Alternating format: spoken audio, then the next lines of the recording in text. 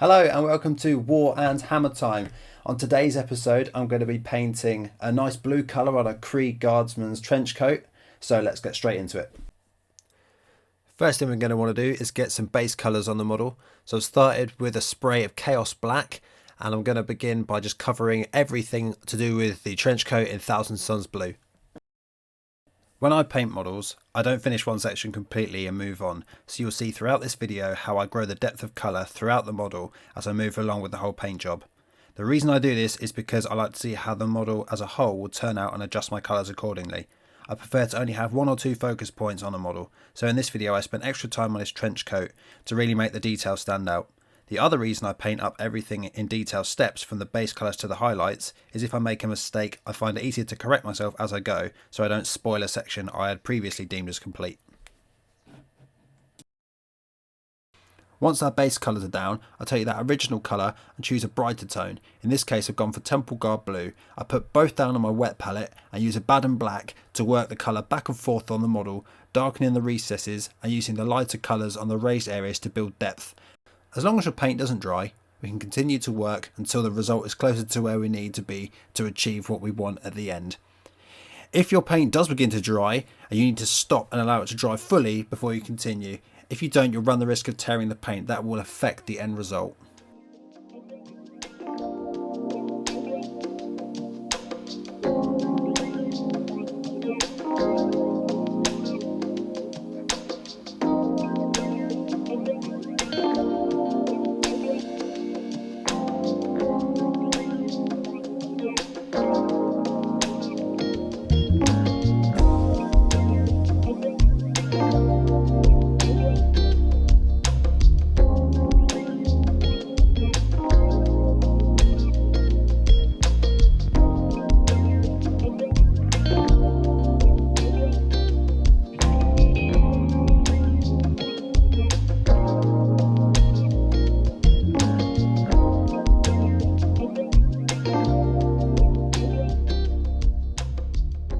One of my favourite colours to use as a shade is Nighthaunt Gloom.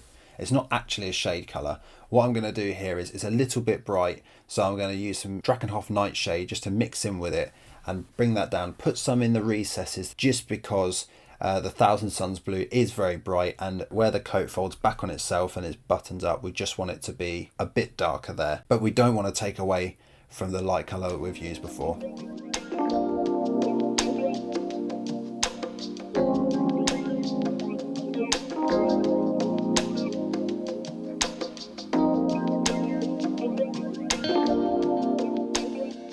There wasn't much shading to do as we've worked our two tones back and forth throughout the paint job, but as a final touch to the blues, I'm going back in with our lighter mix from the palette to add some brightness to some of the more prominent details again.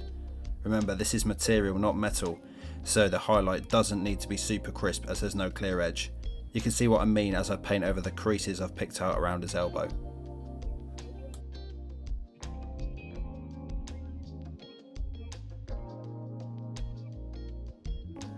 I'm taking a little bit of Eshin Grey and I'm applying it to all of the buttons on the coat. The reason I've decided to go for grey over a metallic is because in my opinion the detail is too small. You'll see in a moment how I use a small dot of Pro Acryl Bold Titanium White on each button, just to give the impression of reflection. Lastly, what I'm going to do is take the colour that I use for the base, in this case Xandri Dust. The Drybrush that I use on the base, I apply some to the boots. When he's running, some of that's going to be transferring onto him, so I use it for weathering, and it brings the model together. It connects him to the environment he's in. So I just use it on the bottom of his boots, the back of his legs, which you won't see so much in this video, and also on the bottom of his coat.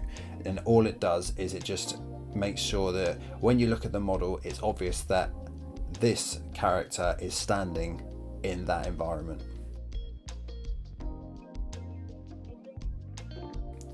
So that's it for this video, guys. Really simple techniques to follow along with. Hopefully you can take some of what I've showed you and apply it to your own miniatures so they stand out on the tabletop. If you like the video, give it a little thumbs up and that would be great. And let's have a look at the final product.